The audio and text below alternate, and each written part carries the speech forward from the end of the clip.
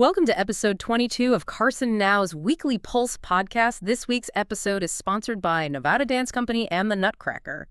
This week, we are taking a look at the Season of Giving Hub, the big stories and headlines, weekend weather, and all the weekend events. It is Friday morning, November 21st, and we are definitely ready to guide you through what was a truly eventful 7 days of news right here in Carson City and across Nevada. It really was. So our focus today is on everything we've been gathering and publishing, covering last Friday, November 14th, all the way up through yesterday, Thursday the 20th. And that period was just packed. I mean, it had everything from major policy decisions that are going to affect, every utility bill in the state. Right, and then you had these incredible athletic achievements happening right here at Carson High. And I think most importantly, the official launch of the most important season of the year, the Season of Giving. It's fascinating, really, when you look back at just these 7 days, how fast that momentum shifted. It went from that sort of autumn grind straight into holiday philanthropy. It did. The switch just flipped. So let's jump right in by exploring the centerpiece of that effort, starting with the new resource we launched. Okay, let's do it. Let's unpack this fantastic shift, starting with a powerful tool we launched earlier this week. We reported on Tuesday, November 18th, that Carson Now officially rolled out its new centralized resource. The Season of Giving Community Hub. Exactly. And this resource is a direct response to a need we hear about every single year. As soon as we start getting close to Thanksgiving, that community spirit just ignites. Oh, absolutely. And suddenly you have dozens of excellent fundraisers, toy drives, food collections, angel trees. They're popping up everywhere, from Dayton to Minden. And that's the challenge, right? For someone who wants to donate time or, resources, it's not finding a cause. It's figuring out which one, navigating the sheer volume of opportunities. And knowing the deadlines, the drop-off locations, what they actually need. Right. That's the core purpose of this new hub. We built it to consolidate all of that scattered information. It's basically a shortcut for the community, for you, the listener, to quickly find legitimate local ways to contribute. Whether you have $5 to spare or 5 hours to volunteer. Exactly. It's about maximizing that local impact by minimizing the search time. And the timing couldn't be better because, as our article showed this week, the big holiday drives are already in full swing. One of the biggest we highlighted was the annual High Five Turkey Drive. To fight hunger, yeah. Hosted by Friends in Service helping sow fish. Right, fish. The fish drive is such a cornerstone of Thanksgiving preparation here. The goal, as we emphasized in the article, it's incredibly straightforward, but just so critical. It's just about making sure that hundreds of local families have a complete Thanksgiving meal on their table. And it isn't just about a turkey. I mean, it's often about providing all the trimmings, everything that makes a holiday meal special. And while that turkey drive is focused on the immediate holiday need, we also saw other organizations providing broader support. Right, for sustained food security. We reported that Western Nevada College, WNC, is currently running a community food drive. And that one offers a much longer window for donations, doesn't it? It does. It runs all the way through December 12th. Wow. And that extended timeline is so crucial. It reminds us that, hunger isn't just a Thanksgiving issue. It lasts all winter. That's a great point. The WNC drive lets people who might be traveling for Thanksgiving still contribute non-perishables when they get back. It really broadens the base of support. And shifting from food to gifts, we focus pretty heavily on efforts to bring joy to kids. We reported on Wednesday, November 19th, that the Holiday Angel Tree for 2025 is officially open. The Angel Tree Initiative is, I think, maybe the most direct way to offer personalized help. It provides specific holiday help for Carson City families by letting donors pick an actual child's wish list. So it's not just an anonymous donation. No, it transforms it into a direct personal connection. It ensures that low-income families in our area can still provide the gifts their kids truly want and need. Beyond these huge drives, though, we love seeing the energy from the smaller, more targeted local fundraisers. Oh, yeah, especially for youth programs. And just this past Thursday, we saw an explosion of philanthropic events, especially focused out in Dayton. That's right. Dayton had a really busy night. We covered the Dayton Safe and Sober Grad Night Bingo fundraiser at Dayton High. And you just can't overstate how necessary these events are. They raise money to provide a safe, drug and alcohol-free place for graduating seniors to celebrate. Preventing potential tragedies. It's that community commitment to youth safety. Definitely. And supporting youth in a different way.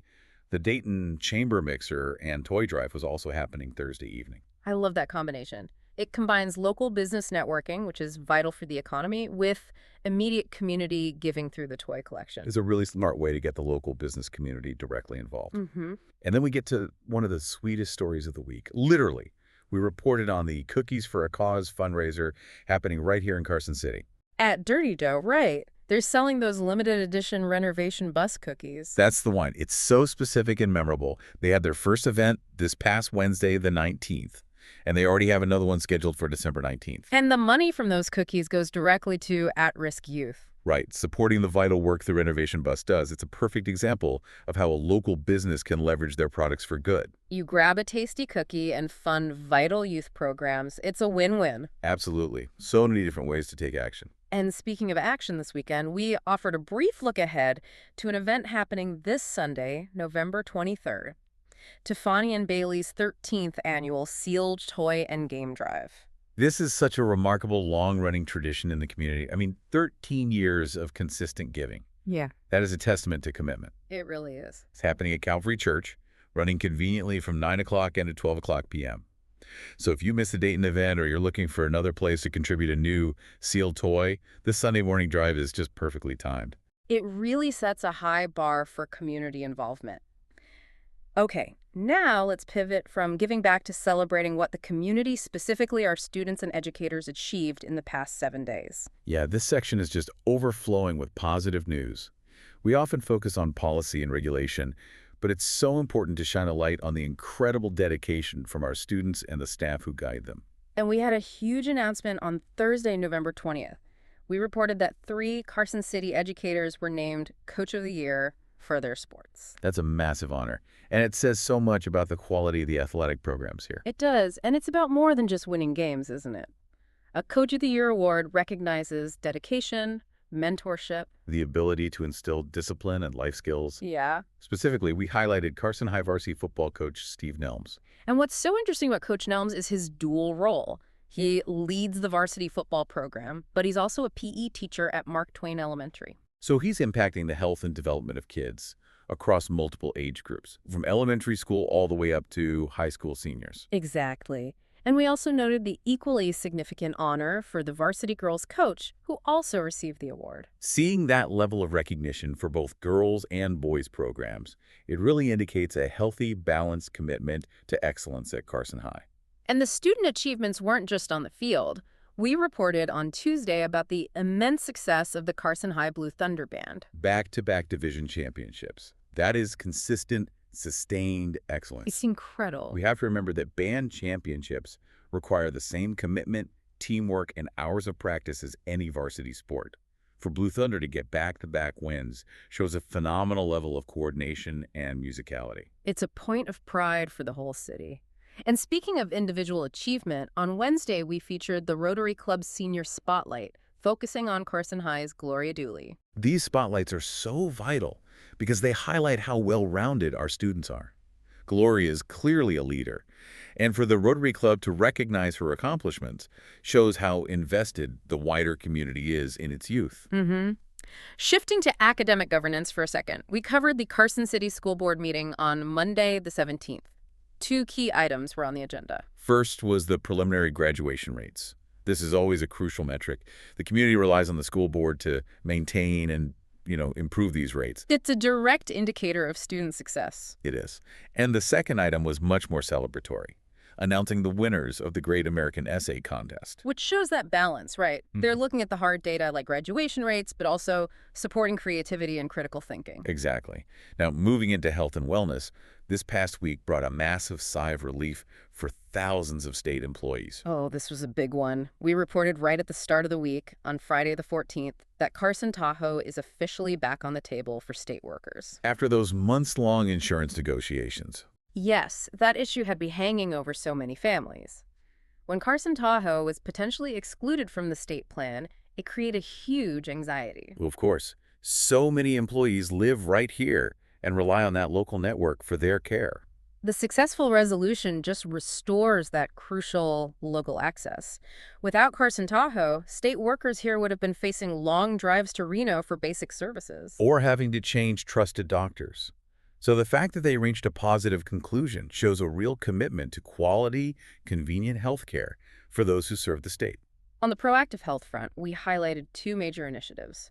First, the Carson City Family Literacy Night event, which was held on Saturday the 15th. Literacy is just so foundational. That event was designed to connect parents and families with practical reading tools and strategies. Which makes a huge difference in a child's educational path. A dramatic difference. And we also reported on a growing public health concern. On Sunday the 16th, we noted that Carson City meetings were scheduled to address the critical issue of youth vaping. This is a national epidemic that is really hitting home. Local organizations are seeing the urgency of discussing the risks of nicotine addiction, the impact on developing lungs, and the targeted marketing.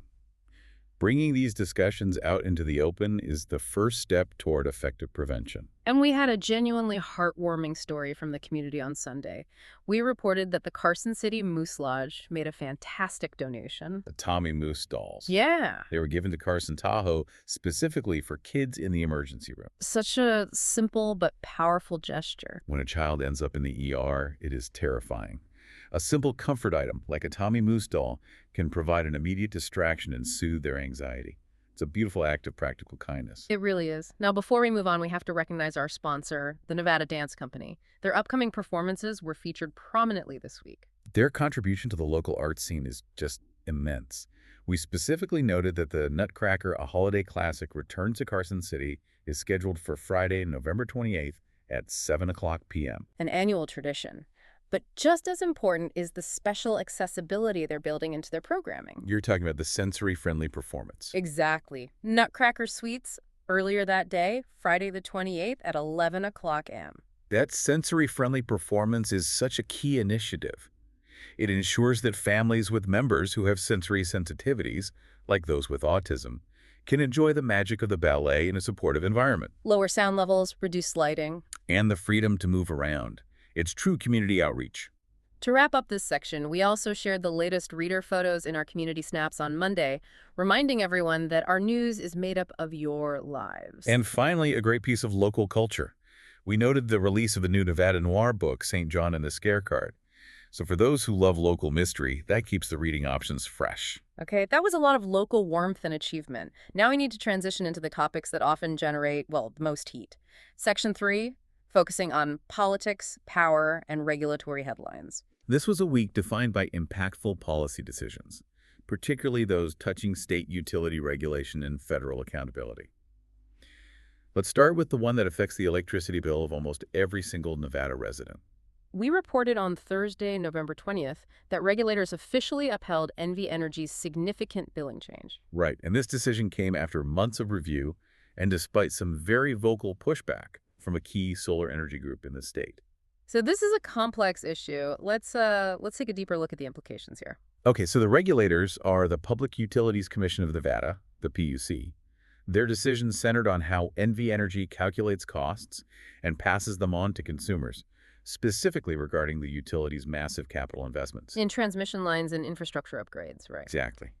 And the pushback from the solar group, which represents residential solar customers, was rooted in the concern that these changes disproportionately shift costs onto consumers. And potentially undermine the economic reason for installing solar panels in the first place. That's the core argument, that by front-loading or altering how these infrastructure costs are recovered, it makes the payback period for personal solar installation longer, which cools investment in clean energy. But the PUC didn't agree. No. They ultimately agreed with NV Energy's justification that the investments are necessary for grid reliability for all customers, and the costs need to be managed fairly across the entire rate base.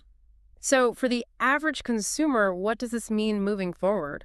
It solidifies NV Energy's strategy for recouping these costs. It means those costs will continue to be integrated into rate structures. And while it maintains grid stability, it suggests a tightening regulatory environment for solar advocates. It's a very significant outcome for the state's energy future. Okay.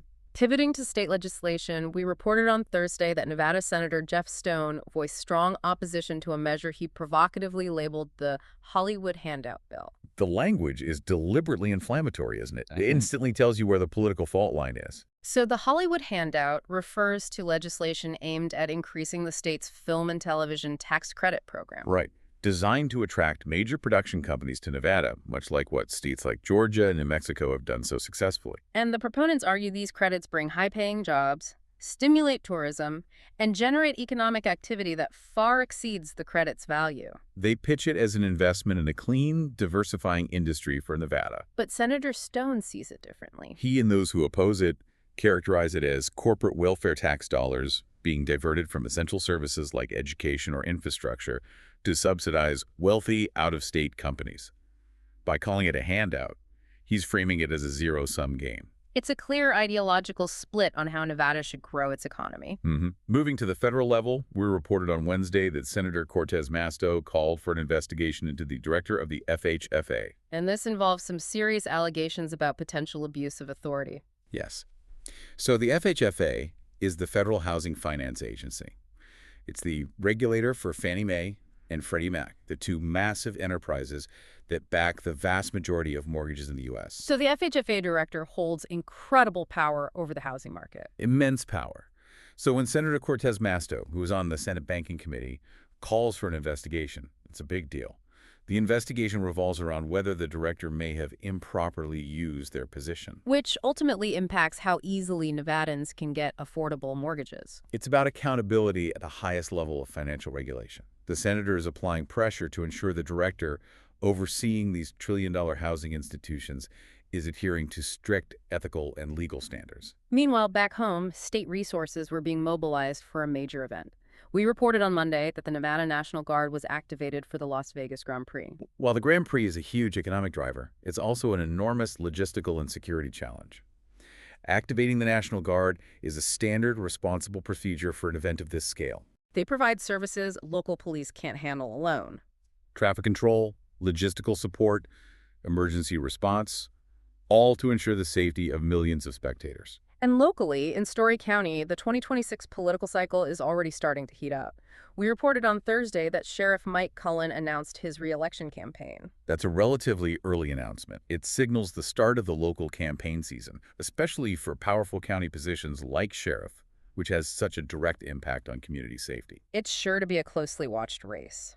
Now, beyond the political debates, we covered a major state program investment. Yes, DETR invested a substantial $6.5 million to support a statewide after-school and child care center training program. DETR is the Department of Employment, Training, and Rehabilitation. This investment is an absolute game changer for working families. It's a systemic approach. By funding training programs, they're improving the quality of the child care workforce statewide. And high-quality child care is essential for workforce participation. When parents know their kids are safe and receiving good development, they can be more productive employees. $6.5 million shows a serious commitment to building the state's human capital by addressing the child care crisis. Finally, let's talk practical financial stability. We shared insights from Carson City's own tax expert, Kelly Bullis. A really valuable resource this week. We reviewed his tax tips article addressing a critical question. What is a hardship withdrawal from a 401k? And this is something people often research during a financial emergency, but you need the details before you act. Kelly Bullis' analysis reminded readers that taking a hardship withdrawal is not a simple transaction. It has strict IRS rules. The need must be immediate and heavy. Right, related to things like certain medical expenses, educational costs, or avoiding foreclosure. And critically, the article emphasized the consequences. These withdrawals are generally subject to ordinary income tax, plus often an additional 10% penalty if you're under 59.5. Understanding those implications is absolutely essential before dipping into retirement savings. That's why we make sure to publish that timely guidance. Okay, that's the heavy lifting of policy and finance done. Now let's move into Section 4, covering traffic, safety, and the outdoors. Road safety was a major theme this week. We reported on several incidents focusing on traffic movement and safety reminders. On Wednesday, we reported that cameras showed vehicles moving through Washoe Valley again after a crash caused a closure.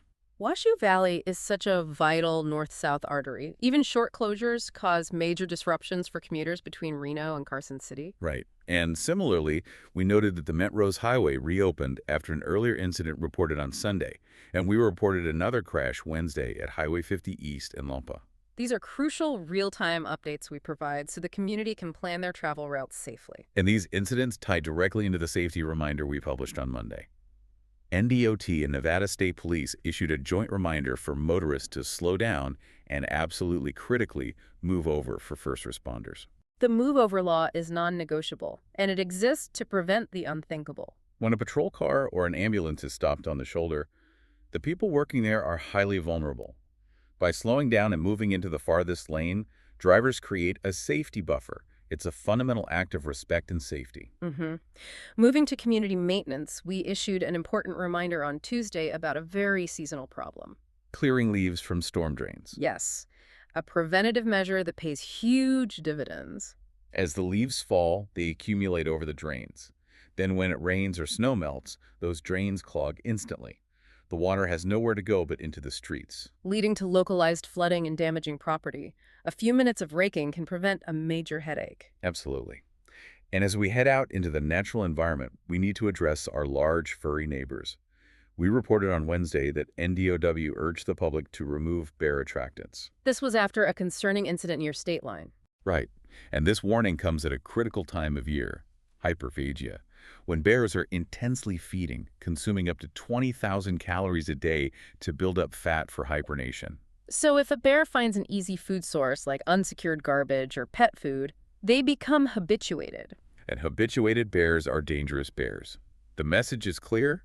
Secure your trash, wait until collection day to put it out, and eliminate any easy food reward to keep bears wild and your neighborhood safe. Got it. Finally, for those who brave the chilly Sierra fishing spots, we reported on Monday about the latest fishing report, which carried a stark safety warning. Emphasizing the need to wear a life jacket to avoid tragedy. This isn't just a suggestion, it is life-saving advice. The air temperatures might be cool, but the water temperatures in the Sierra are frigid right now. An unexpected fall into that cold water could trigger cold shock response, Leading to disorientation and loss of muscle control. A life jacket buys you crucial time. It keeps your head above water. In cold water, survival time is measured in minutes, and a life jacket is the single greatest piece of insurance you can carry. We urge all anglers to take that report seriously. That brings our review of the news from the 14th through the 20th to a close. We've covered a remarkable amount of ground. Now let's switch gears entirely and look forward to the next 3 days. Our weekend, starting with the weekend weather forecast. Okay, we saw quite a bit of wintry mix earlier in the week, but we reported the winter weather advisory was set to expire Thursday night at 10 o'clock p.m. So things are clearing out. They are. Perfect timing for the busy calendar of events we're about to discuss. We're expecting a return to clear and pleasant, though definitely crisp, November weather. Wonderful. Tell us the detailed 3-day forecast, starting with today, Friday, November 21st. For today, Friday, we're expecting partly sunny skies. The high temperature should reach near 47 degrees. Tonight, the low will drop significantly to 27, remaining partly cloudy. So, layer up. Definitely freezing overnight, but that 37 will feel good in the sun. How about Saturday? Saturday looks even better. We're forecasting mostly sunny skies. A high near 50 degrees, we hit that magic 50 mark. Mostly clear overnight, with a low near 29. Another night below freezing, but perfect daytime weather. And finally, Sunday, November 23rd, looks like the clear winner. The weather is cooperating beautifully for Tiffany and Bailey's Drive and all the cultural events. What's the high for Sunday? Sunday is forecast to be sunny, absolutely beautiful, with a high near 57 degrees. That's a 7-degree jump from Saturday. The overnight low will be around 32, just kissing freezing. Perfect weather for being out and about. And that brings us perfectly into the weekend event calendar. Let's make sure everyone has their plans mapped out for maximum fun this weekend. We have a huge slate of activities planned, with a heavy emphasis on music and entertainment as we head toward the Thanksgiving holiday. Starting with today, Friday, the day begins with energy. Jazzercise at Yapple's Ballroom at 7:30 o'clock a.m. Or, for a more mellow start, the Cafe Connections social gathering is at Comma Coffee from 9 o'clock a.m. to 11 o'clock a.m. And if high-octane speed is more your thing, Carson City BMX is running from 9 o'clock a.m. to 1 o'clock p.m. For the afternoon, there is a Restore and Sound Bath session starting at 5:30 o'clock p.m. at Grassroots Yoga Center. A great way to clear the head before the weekend rush. Speaking of which, the Celebrity Wine Dinner with Mary Jo Brummer is tonight at 6 o'clock p.m. in the Carson Nugget Barrel Room. And now let's run through the packed Friday night music and dance schedule. At Saltwater Tavern, Captain Kirk and Linda Ray Classic Rock Music Express are performing from 6 o'clock p.m. to 9 o'clock p.m. That's their recurring third Friday set. For those eager to dance, West Coast Swing is at Yapple's Ballroom starting at 7 o'clock p.m. They also include a nightclub two-step dance lesson with Richard Keir at 7:15 o'clock p.m. You can also find the Music Express rolling into Max Casino from 7 o'clock p.m. to 11 o'clock p.m. We always mention Max Casino because they boast the largest dance floor in the area. If your taste is more folk and bluegrass, Dustin My Coffee is playing their fiddles and foot-stompin' tunes at the Tap Shack from 7 o'clock p.m. to 10 o'clock p.m. And for something completely different, What the Funk? Live is bringing the groove to Gina's Good Life Music and Lounge from 7:30 o'clock p.m. to 11:30 o'clock p.m. And if you want to take the stage yourself, karaoke at Saltwater Tavern starts at 9 o'clock p.m. An incredibly diverse Friday night. Moving into Saturday, November 22nd, the day begins with Community Connection again. Cafe Connections is gathering at Schatz Bakery from 9 o'clock a.m. to 11 o'clock a.m. For treasure hunters, the swap meet at Battleborn Harley-Davidson is huge, running from 9:30 o'clock a.m. to 6 o'clock p.m. What's fantastic is that booth space is free, $0, and all brands are welcome. We do need to note a civic event scheduled for Saturday afternoon. A public protest regarding President Trump is scheduled downtown in front of the Capitol buildings from 12 o'clock p.m. to 3 o'clock p.m. We report impartially on all civic activities. For a unique musical experience, the Sierra Alphorn Players will be at the Greenhouse Garden Center from 4 o'clock p.m. to 5 o'clock p.m. The evening brings some specialized events.